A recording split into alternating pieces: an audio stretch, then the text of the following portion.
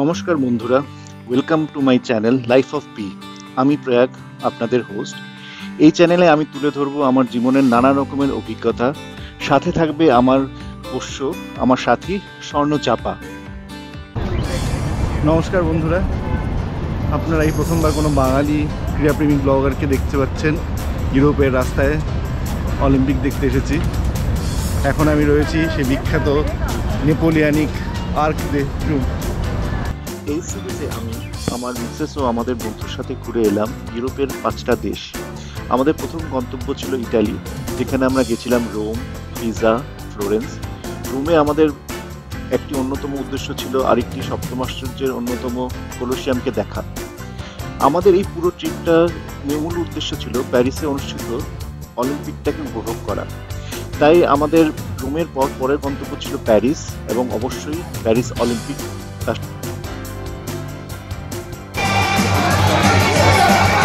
As the whole studio indicated, Greco-Roman, which is on A and C currently. All the action takes place above the... অলিম্পিকের খেলা উপভোগ করা এবং তার সাথে অবশ্যই ছিল প্যারিসে গিয়ে পার্টিও করা।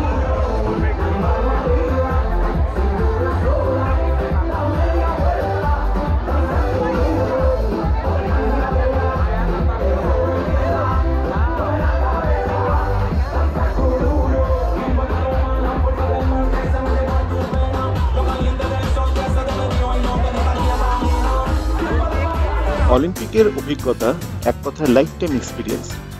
আমাদের পরের গন্তব্য ছিল জার্মানি, যেখানে আমার ছোটবেলার বন্ধু থাকে। তার বাড়ি বেস করে আমরা ঘুরে এলাম পৃথিবীর সবচেয়ে বড় কাক্কু ক্লক।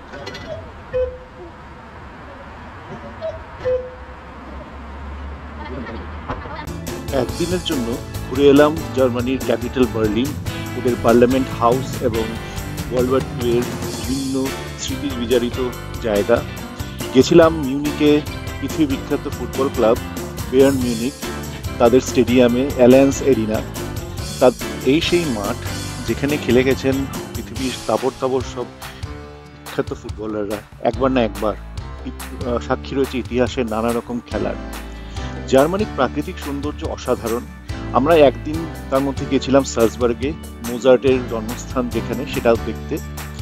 জার্মানির এই নৈসর্গিক সৌন্দর্য তো আছেই, তার সাথে রয়েছে তাদের একটি ডার্ক হিস্ট্রি, যেটা আমরা পরে আসব। তো এই ছিল আমাদের মোটের ওপর 15 দিনের ইউরোপের ট্যুর।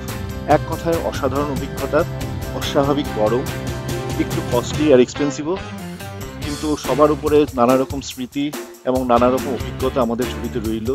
আশা করি আপনাদেরও ভালো লাগবে আমাদের এই পুরো সিরিজটা।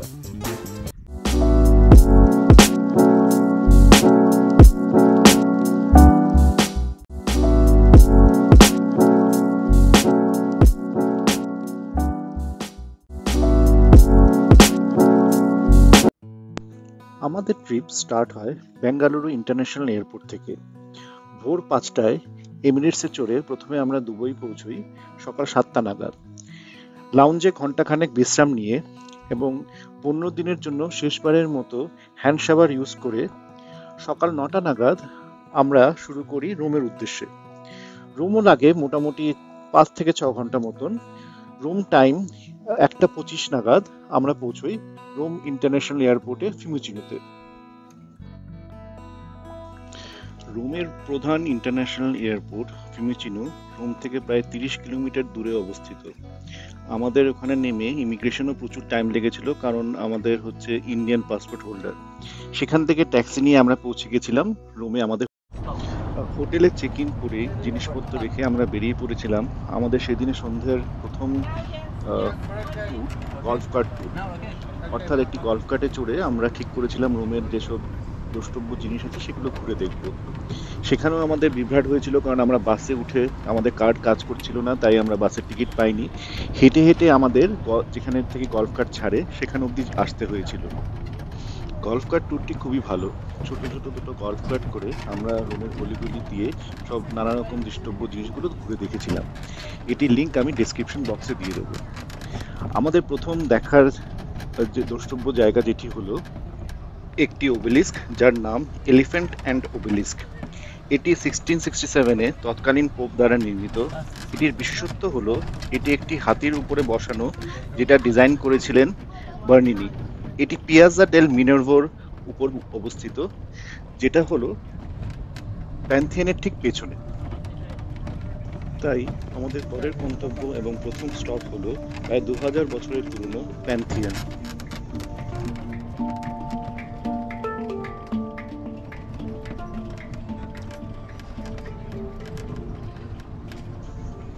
প্যান্থিয়ন আদতে একটি রোমান টেম্পল ছিল, পরবর্তীকালে যা একটি ক্যাথলিক চার্চে কনভার্টেড করা হয়। তৈরি করার 2000 বছর পরেও এটি পৃথিবীর বৃহত্তম আনরিইনফোর্সড কংক্রিট ডোম। আমাদের গাইড খুবই মজার মানুষ, নানা রকম মজার ছলে এবং নানা রকম গল্পের ছলে উনি আমাদের প্যান্থিয়নের ইতিহাস বুঝিয়ে দিচ্ছিলেন।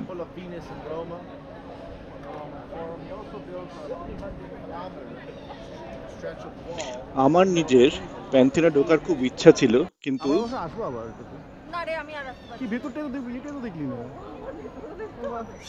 আমার সাথীদের জন্য সেটা দেখা হলো না।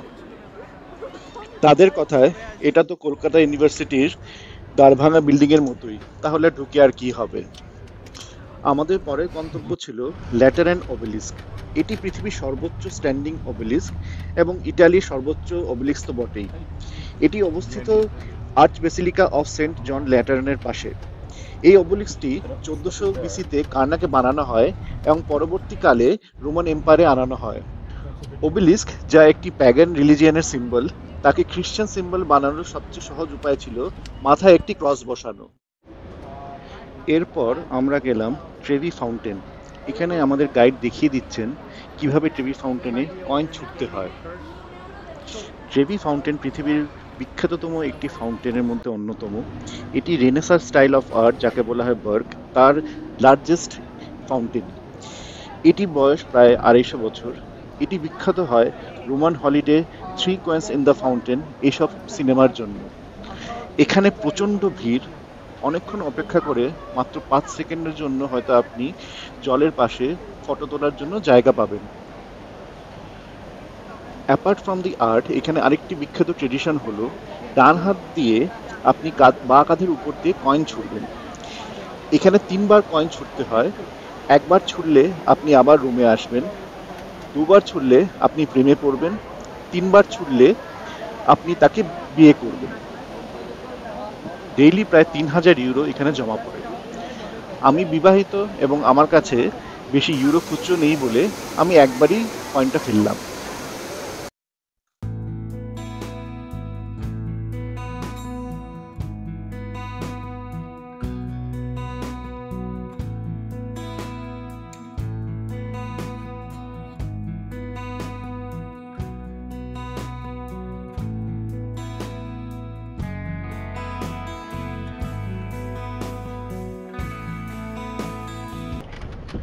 ট্রেভি ফাউন্টেন থেকে আমরা যাচ্ছিলাম স্প্যানিশ স্টেপস দেখতে। পথে পড়লো চার্চ অফ স্যান্টাসিমা ট্রিনিটা দেই মন্টি, যেখান থেকে আমরা প্রথমবারই দেখলাম সেন্ট পিটার্স বেসিলিকার চূড়ো।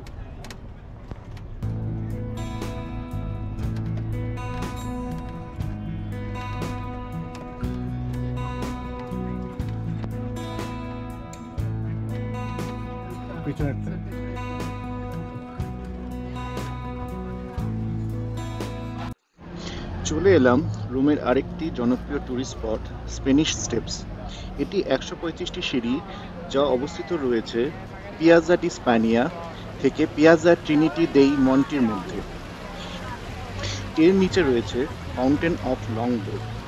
রোমে আপনি যে কোনো ফাউন্টেন থেকে জল খেতে পারেন। প্রত্যেকটি ফাউন্টেনের জল অত্যন্ত পরিষ্কার এবং আপনি বোতলে তা ভরে নিতে পারেন।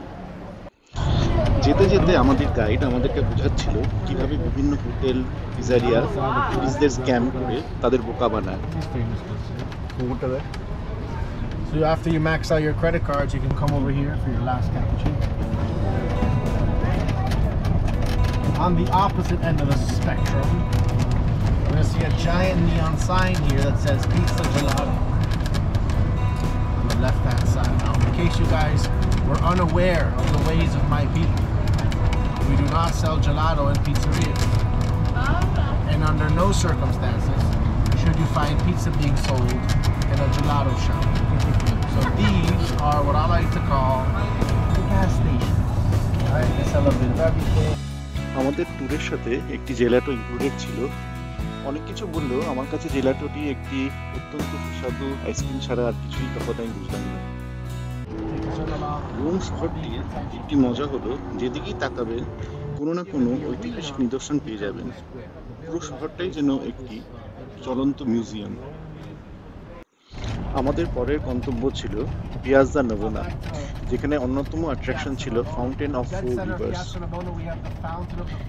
এছাড়াও এখানে রয়েছে ড্যান ব্রাউনের অ্যাঞ্জেলস অ্যান্ড ডেমন্স বই এবং সিনেমা খ্যাত চার্চ অফ সেন্ট এগনেস। কিন্তু আমাদের দুর্ভাগ্য 2025-এ ইটালিতে এবং রোমে জুবিলি সেলিব্রেশনের জন্য এখন চারিদিকেই চলেছে পরিষ্কার পরিচ্ছন্নতা এবং রেস্টোরেশনের কাজ। তাই ফাউন্টেন অফ ফোর রিভার্স পুরোটাই ব্যারিকেডেড ছিল এবং আমরা কিছুই দেখতে পারলাম না। আমার খুবই ইচ্ছে ছিল এই বিখ্যাত ফাউন্টেনটি দেখার, কিন্তু আমাদের কপাল কি আর করা যাবে। গলফ কার্টে করে আমরা চলেছি রোমের বিভিন্ন অলিতে গলিতে ঘুরে। আমাদের গাইড আমাদেরকে রোমের আরেক বিখ্যাত ব্যক্তি জুলিয়াস সিজার, তাকে কিভাবে হত্যা করা হয়েছিল তার গল্প শোনাচ্ছে। Next day, walking up to the Senate hearing, he encounters the soothsayer yet again. This time he mocks the soothsayer, the fortune teller, telling her, look, say the last shred of dignity he had left.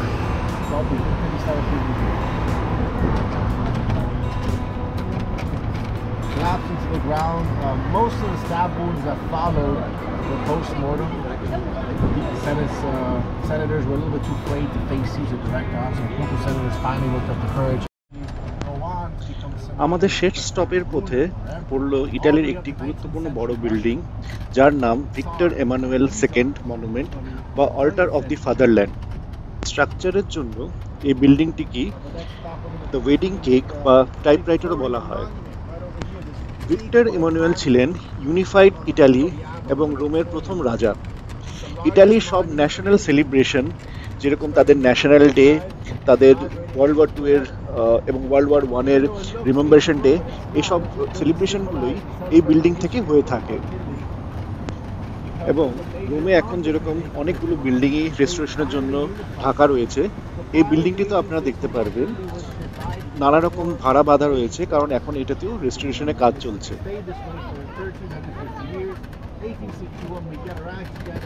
This is the result. That center we have the tomb of the unknown soldier. Then the right of them we have the twin temple plains of Rome. Above the tomb we have the goddess Roma.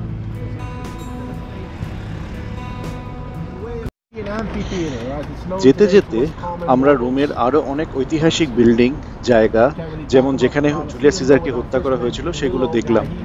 তারপর আমাদের guide আমাদের কাছে রোমের কুখ্যাত সম্রাট নেরোর বিভিন্ন কুখ্যাত গল্প শোনাতে লাগলো। সেটা শুনতে শুনতে আমরা আমাদের শেষ গন্তব্যের দিকে এগোলাম। Finally he had found true love, but tragically one day while she was pregnant he accidentally kicks her to death. A couple of years later he starts missing her, the one he accidentally killed, and starts thinking of ways to replace her. So logically, in Nero's mind, the only logical consequence no, absolutely not. That'd be too simple. He adopted his son, he castrated him, and had him look and dress like his deceased bride, and then married him. And he also murdered his mother because she dared support his stepbrother in a political venture. প্রচন্ড ক্লান্ত থাকা সত্ত্বেও আমাদের এই প্রথম দিনের golf cart tour আমরা খুবই এনজয় করলাম। আমাদের শেষ স্টপ ছিল পৃথিবীর সপ্তম আশ্চর্যের অন্যতম কলোসিয়াম। তবে কলোসিয়াম নিয়ে ডিটেলসে আসবো আমরা পরে কোনো ভিডিওতে। আজকের এপিসোড এই পর্যন্ত। আমাদের ইউরোপের অভিজ্ঞতার সাথে থাকতে নজর রাখুন এই চ্যানেলে, আরও ভিডিও নিয়ে আসছি শিগগিরই। ভিডিওটি ভালো লাগলে like, share and subscribe to my channel. আমার ইনস্টাগ্রামেও আমাকে ফলো করতে পারেন।